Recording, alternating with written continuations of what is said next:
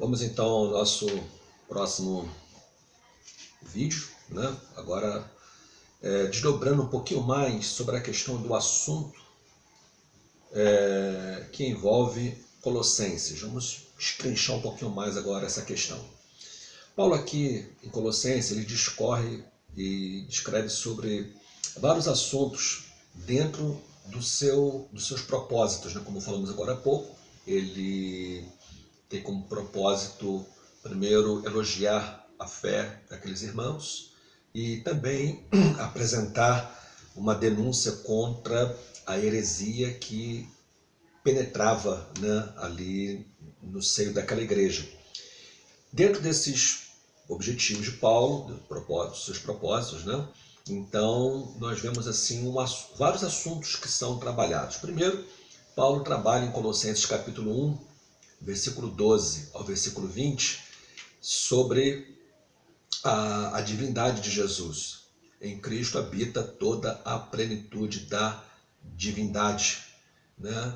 E ele vai trabalhar sobre essa questão, sobre esse tema, né, nesses versículos, capítulo 1, 12 a 20. Primeiro, falar sobre a sua pessoa, quem é Jesus, né? Quanto à sua pessoa, Paulo afirma nesse texto que ele é a imagem do Deus invisível. Em que sentido ele é a imagem do Deus invisível? Ele é a imagem, ele é a aparência, ele é a representação, ele é a manifestação, né, do Deus invisível. Há uma versão que diz que ele é a exata imagem do Deus invisível. Paulo então trabalha sobre esse conceito da divindade de Deus, quando ele diz aqui no versículo 15, ele é a imagem do Deus invisível, primogênito de toda a sua criação. Quando a Bíblia fala que ele é o primogênito da criação de Deus, não quer dizer que ele é o primeiro ser criado por Deus, não. Quer dizer, primogênito aqui é uma ideia de preeminência, ou seja, ele está acima de toda a criação de Deus. Não como um dos que foram criados, não, mas de toda a criação de Deus, tudo aquilo que foi criado, né? Jesus Cristo, por ser eterno, está acima da criação de Deus. Por isso que ele é a expressa imagem, a manifestação do Deus invisível. Eu gosto muito daquele texto de João capítulo 1, versículo 18, que nunca ninguém jamais viu a Deus, mas o Filho unigênito que está no seio do Pai, este o fez conhecer. O Filho unigênito, aquele que é da mesma essência, espécie, natureza, né, fez conhecido, tornou conhecido o Deus eterno e invisível. Também, quando fala sobre a habitação plena da divindade em Jesus, com referência à criação, ele é o soberano, criador, sustentador, né, como eu acabei de dizer, que lhe dá o significado essencial disto aí. Como o primeiro a ser ressuscitado dos mortos, ele é o princípio, a cabeça do corpo, né, que é a igreja. A obra de Cristo é aqui descrita como a reconciliação, tanto universal quanto pessoal, e se tornou possível pela paz que ele assegurou através da morte, né? Pela morte de Cristo, nós tivemos então a nossa reconciliação assegurada com Deus Pai. Deus estava em Cristo reconciliando consigo mesmo o mundo. Capítulo 2, do versículo 11 até o capítulo 3, versículo 4, Colossenses, Paulo então mostra como é que nele sois feitos completos, né? Somente nele nós temos a perfeição desejada. Isto só é possível por meio de uma experiência espiritual e pessoal exclusivamente com Cristo, né? Isso envolve, no aspecto espiritual, morte e sepultamento do velho homem por ocasião da nossa conversão. O velho homem é morto, sepultado. Ali a velha natureza, ela é morta, ela é morta no sentido de haver um abandono Quem está em Cristo, nova criatura é. Então quer dizer que a velha criação fica para trás, né? Cessou. Agora ressurge uma nova natureza em Cristo Jesus. Aí isso é exemplificado através da morte e o sepultamento de alguém. Quando alguém morre, o corpo, então, ele é sepultado. Então nós temos aqui o aspecto negativo por ocasião da conversão, né? A morte espiritual, né? No sentido de estarmos morrendo para o mundo, morrendo para a velha natureza.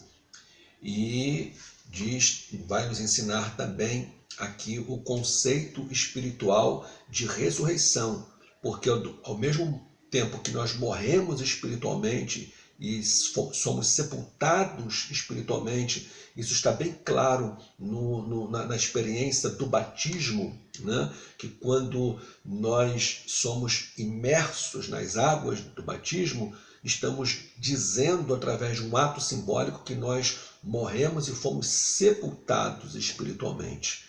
Mas ao mesmo tempo nós somos imersos nas águas, nós somos levantados, erguidos das águas do batismo, dizendo que nós fomos ressuscitados, nós levantamos, fomos erguidos por Deus, pela sua graça, para agora vivermos em novidade de vida. Então, por ocasião da conversão, né, como Paulo aqui nos ensina, por ocasião da conversão, nós morremos para o mundo e revivemos para Deus. O velho homem, né, ele é morto, sepultado, e agora ressuscita um novo homem para viver em novidade de vida. Deus ressuscitou a Cristo dos mortos depois de nosso Senhor ter derrotado todos os inimigos espirituais e cancelado toda acusação do pecado, assumindo totalmente as exigências da sua penalidade. Ele levou sobre si os nossos pecados e morreu por conta dos nossos pecados, morreu pelos nossos pecados, nos dando assim a certeza absoluta de absolvição, de redenção, de salvação, e toda acusação que nos era contrária. A Bíblia diz que aquela cédula que transcrevia, que apresentava ali as acusações espirituais contra nós, ele a cravou na cruz, a cravou no madeiro, nos assegurando assim total libertação, total salvação da condenação, da penalidade eterna. Por isso que nós podemos cantar: livre estou, pela graça de Jesus, livre estou. Nenhuma condenação há para os que estão em Cristo Jesus, o nosso Senhor. Esta obra, então, constitui a base da salvação pessoal que é recebida por meio da fé. Isso quer dizer o quê, meus amados? Que a salvação em Cristo, como nós entendemos à luz da Bíblia, ela é uma experiência real, mas só pode ser vivenciada por meio da nossa fé em Cristo. Quando nós realmente depositamos a nossa fé em Jesus Cristo como nosso único e suficiente Salvador, quando cremos no seu sacrifício redentor lá no Calvário, então nós somos salvos. Isso quer dizer que a salvação não acontece em função de uma experiência religiosa ou o fato de alguém estar membrado numa igreja, nada disso, né? A salvação, ela é resultado de uma experiência pessoal com Jesus Cristo. E aqui o gnosticismo estava muito longe de tudo isso, porque ele negava, né, a obra redentora de Jesus Cristo no Calvário. E a nossa única maneira de sermos salvos é pelos méritos de Cristo, executados, realizados lá na cruz. Segue-se então os benefícios práticos para a humanidade. Como salvos, morremos para a velha maneira de viver, como diz aqui no capítulo 2, versículos 16 a 23, e revivemos para o novo modo de viver. E aí Paulo diz no capítulo 3, já que ressuscitaste com Cristo, buscai as coisas que são de cima, né? Nós somos levados a buscar o céu, a pensar no céu, a viver uma nova esperança. O que se segue em Colossenses 3, versículo 5 até o capítulo 4, versículo 6, são expressões práticas detalhadas de uma nova vida em Cristo. Um novo caráter deve vir, a velha natureza deve morrer, uma vez que a pessoa se revista da nova natureza. Novos princípios de vida devem ser adotados, a paz dominando o coração, a palavra habitando no salvo e a graça inspirando a canção do coração, né?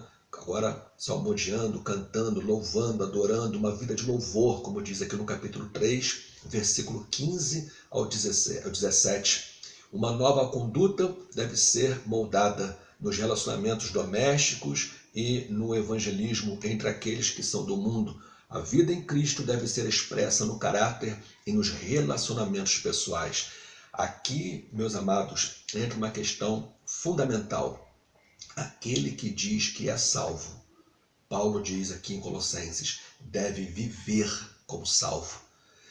A nossa fé em Cristo deve ser demonstrada em ações. Não tem como, não é inadmissível, é incompatível a fé cristã uma vida desordenada.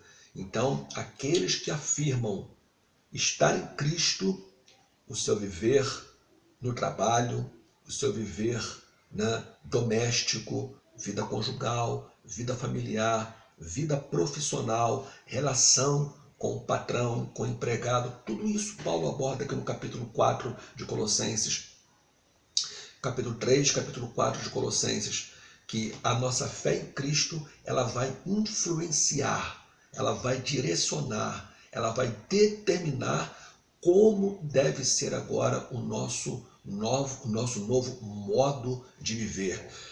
É inadmissível que alguém que afirme ser crente, ser de Jesus, ser um cristão, ainda esteja vivendo como se não fosse.